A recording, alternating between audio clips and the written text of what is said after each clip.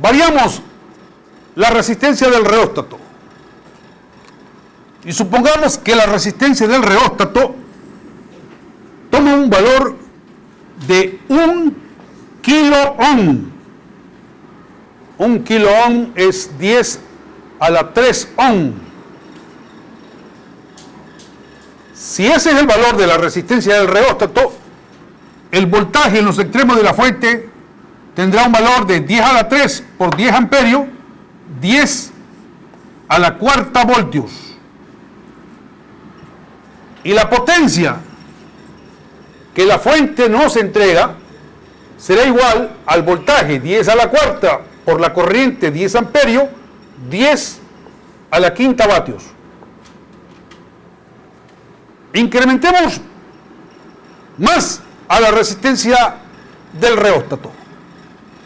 Y supongamos que ahora la resistencia del reóstato tiene un valor de 1 megaohm.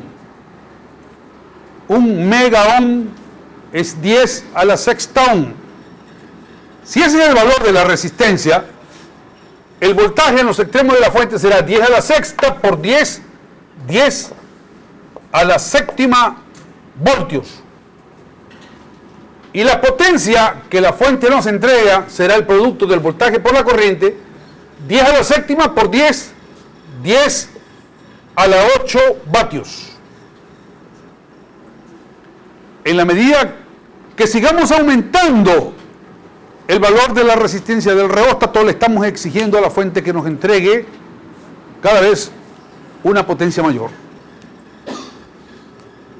Si la resistencia del reóstato toma valores muy grandes, lo que va a ocurrir es que el voltaje también toma valores muy grandes y consecuentemente la potencia también lo hace. Y podríamos estarle exigiendo a la fuente que nos entregue una energía infinita, lo cual es una condición ideal. Esa es una situación ideal. El modelo de la fuente independiente real de corriente es el siguiente.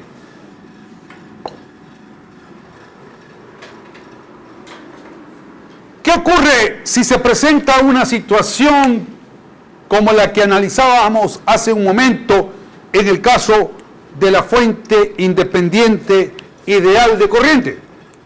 Bueno, si tenemos que en los terminales de esta fuente real existe un reóstato conectado, lo que va a ocurrir es lo siguiente. Cuando la resistencia del reóstato empiece a crecer, mientras más crezca, la corriente de la fuente va a preferir circular por la resistencia interna antes que por la resistencia del reóstato, porque la corriente de la fuente se enfrenta a dos ramales en paralelo y se va a dividir proporcionalmente. Mayor corriente por la resistencia de menor valor, menor corriente por la resistencia de mayor valor. Cuando la resistencia del reóstato se haga muy grande en comparación con el valor de la resistencia interna de la fuente, lo que va a suceder es que prácticamente toda la corriente de la fuente circulará por la resistencia interna. No va a haber circulación de corriente por el reóstato. Y en esas circunstancias, que viene a ser la situación extrema que se puede experimentar, el voltaje en los extremos de la fuente alcanzará un valor máximo igual al por la resistencia interna.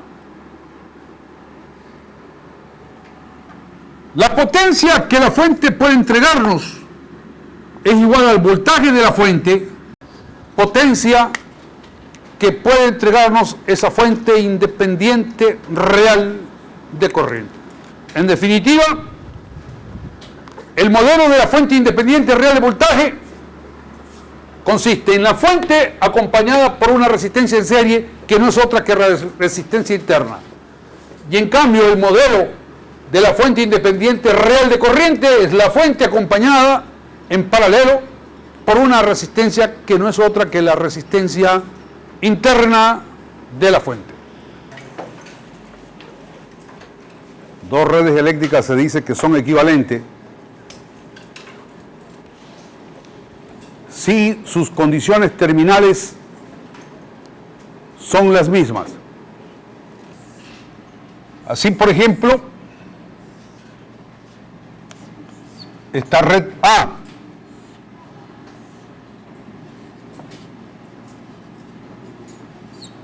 cuyas condiciones terminales son un voltaje V1 y una corriente I sub 1, será equivalente a una red B cuyas condiciones terminales son un voltaje V2 y una corriente I2. Esas dos redes serán equivalentes si y solo si V1 es igual a V2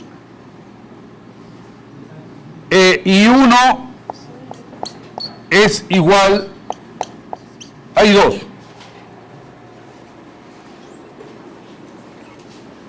Si se cumple eso, diremos que las dos redes son equivalentes. En la clase pasada presentamos a la fuente independiente real de voltaje y a la fuente independiente real de corriente. Nosotros podemos hacer transformaciones de fuentes reales.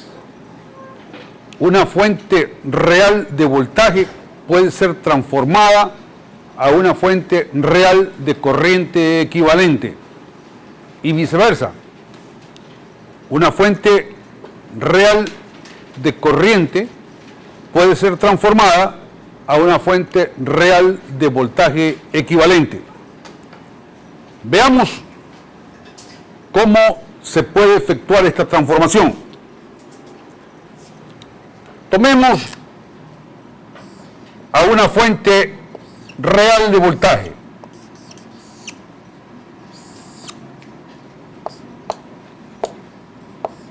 De valor V sub F con una resistencia interna R sub 0. En los terminales de esta fuente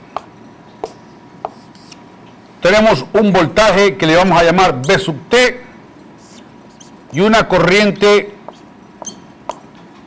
I sub T. Queremos a partir de ella establecer una fuente equivalente de corriente. La fuente real de corriente, recordemos, tiene como modelo a la fuente en paralelo con una resistencia.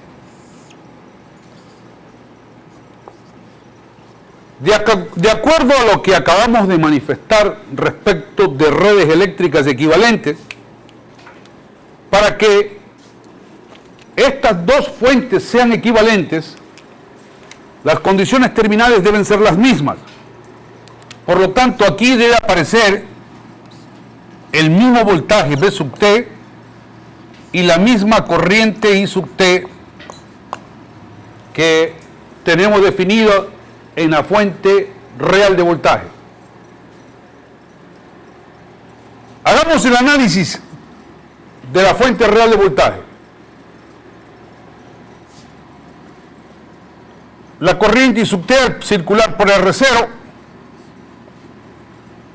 provoca una caída que le vamos a llamar V0. Aplicando ley de voltaje de Kirchhoff, podemos decir que el voltaje en los terminales de la fuente es igual al voltaje de la fuente menos el voltaje V sub 0.